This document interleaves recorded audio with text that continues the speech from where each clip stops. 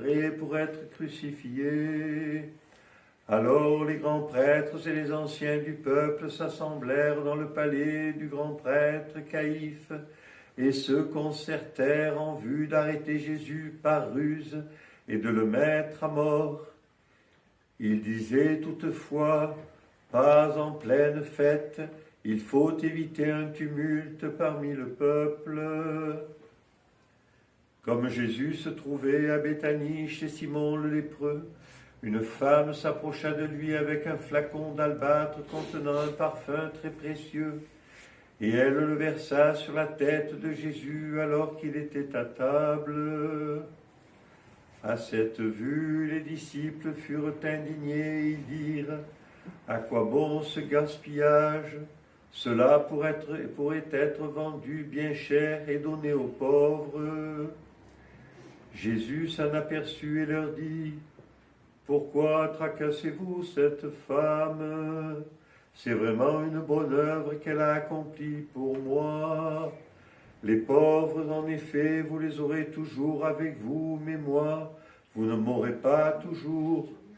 Si elle a répandu de ce parfum sur mon corps, c'est pour ma sépulture qu'elle l'a fait. En vérité, je vous le dis, partout sera proclamée la bonne nouvelle dans le monde entier.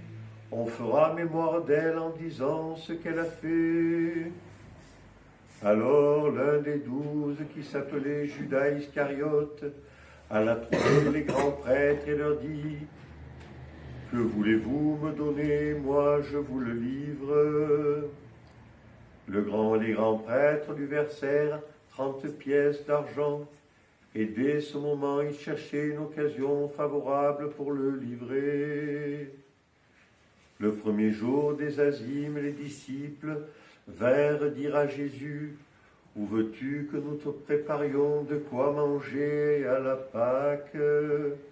Il répondit, « Allez à la ville chez un tel et dites-lui, « Le Maître te fait dire, mon temps est proche, c'est chez toi que je vais faire la Pâque avec mes disciples. » Les disciples firent comme Jésus leur avait ordonné et préparèrent la Pâque, sachant que le Père lui avait tout confié et qu'il était venu de Dieu et retourné à Dieu. Jésus se leva de table, quitta son manteau et prenant un linge, il s'en ceignit. Puis il versa de l'eau dans le bassin et se mit à laver les pieds des disciples et à les essuyer avec le linge. Il vint donc à Simon-Pierre qui lui dit, « Toi, Seigneur, tu veux me laver les pieds ?»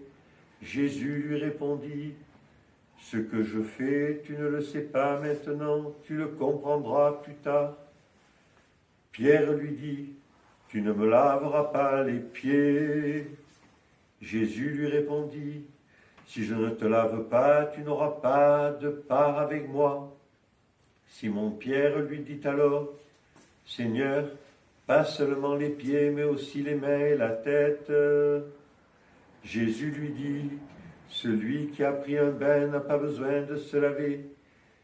Il est entièrement pur. Vous aussi, vous êtes purs, pas tous cependant. » Il savait en effet qui allait le livrer. Voilà pourquoi il dit, « Vous n'êtes pas tous purs. » Quand il leur eut lavé les pieds, qu'il eut repris ses vêtements et se fut remis à table, il leur dit, « Comprenez-vous ce que je vous ai fait? Vous m'appelez Maître et Seigneur, et vous dites bien, car je le suis. Si donc je vous ai lavé les pieds, moi le Seigneur et Maître, vous aussi vous devez vous laver les pieds les uns aux autres. Je vous ai donné l'exemple pour que vous agissiez comme j'ai agi envers vous. En vérité, je vous le dis, l'esclave n'est pas plus grand que son maître, ni l'envoyé plus grand que celui qui l'envoie.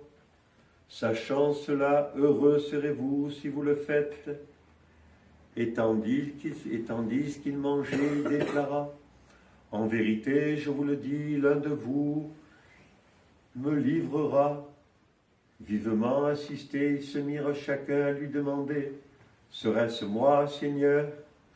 Il répondit, quelqu'un qui a plongé avec moi la main dans le plat, voilà celui qui va me livrer. Le Fils de l'homme s'en va selon qu'il est écrit de lui, mais malheur à celui par qui le Fils de l'homme est livré. Mieux tu valut pour lui de ne pas naître. À son tour, Judas, celui qui allait le livrer, lui demanda, serait-ce moi, Rabbi? Jésus répondit, tu l'as dit. Or, tandis qu'il mangeait, Jésus prit du pain et après avoir prononcé la bénédiction, il le rompit et le donna aux disciples en disant, prenez, mangez, ceci est mon corps. Puis prenant une coupe, il rendit grâce et la leur donnant en disant, buvez-en tous, ceci est mon sang, celui de la nouvelle alliance, répandu pour une multitude en rémission des péchés. Je vous le dis, je ne boirai plus désormais de ce produit de la vigne, jusqu'au jour où je boirai avec vous le vin nouveau dans le royaume de mon Père. Après le chant des psaumes, ils partirent pour le mont des Oliviers. Alors Jésus leur dit, vous allez tous vous scandaliser à cause de moi cette nuit. Il est écrit en effet, je frapperai le pasteur et les brebis du troupeau seront dispersées.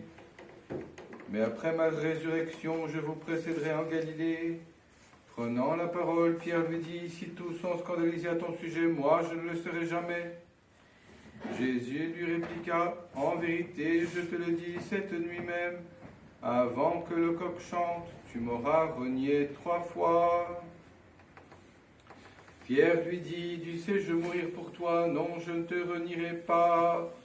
Et tous les disciples en dirent autant.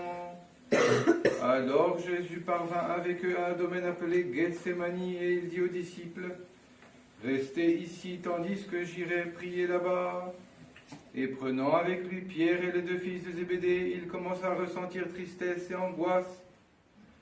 Alors il leur dit, mon âme est triste à mourir, demeurez ici éveillés avec moi. Étant allé un peu plus loin, il tomba la face contre terre en faisant cette prière. Mon Père, s'il est possible que ce calice s'éloigne de moi. Cependant, non pas comme je veux, mais comme tu veux. Alors lui apparut un ange du ciel qui le réconfortait. En proie à la détresse, il priait de façon plus instante et sa sueur devint pareille à de grosses gouttes de sang qui tombaient jusqu'à terre. Il revint vers ses disciples et les trouva endormis. Et il dit à Pierre, ainsi vous n'avez pas eu la force de veiller 1 heure avec moi. Veillez et priez pour ne pas entrer en tentation, car l'esprit est ardent, mais la chair est faible.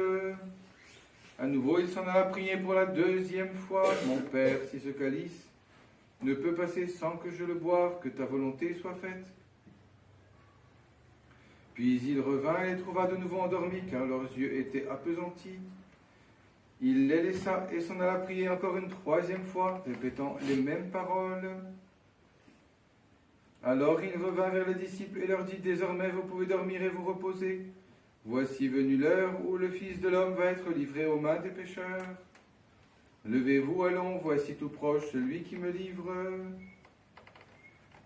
Comme il parlait encore, survint Judas, l'un des 12, et avec lui une bande nombreuse armée de glaives et de bâtons, envoyés par les grands prêtres et les anciens du peuple. Or le traître leur avait donné ce signe, celui que j'embrasserai, c'est lui, arrêtez-le. Et aussitôt il s'approcha de Jésus en disant, salut Rabbi, et il l'embrassa. Mais Jésus lui dit, ami, fais ta besogne. S'avançant alors, ils mirent la main sur Jésus et l'arrêtèrent. Et voilà.